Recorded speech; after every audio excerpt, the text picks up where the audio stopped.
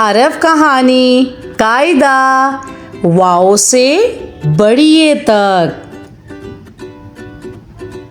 Wow वा वर्जिश, wow वा वैगन, वाओ वा वर्दी। वसीम वर्जिश के बाद नहाया। उसने वर्दी पहनी और स्कूल के लिए तैयार हो गया। इतने में स्कूल की वैगन आ गई। हे हा हरा रंग, हे हा हाथ, हे हा हॉर्न।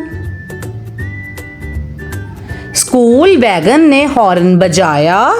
वसीम ने दोस्तों को देखकर हाथ हिलाया और अपना हरे रंग का बस्ता उठाकर बाहर जाने लगा। हमजा से कोई लफ्ज नहीं बनता। हमजा चाय और टाई।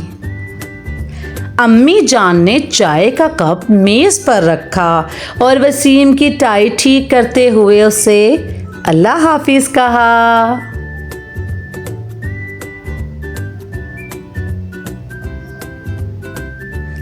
ये छोटी ये या यासिर। वसीम अपने दोस्त यासिर के साथ बैठ गया। बड़ी ये या यक्का। उन्होंने रास्ते में यक्का भी देखा। यक्का देखकर दोनों बहुत खुश हो गए।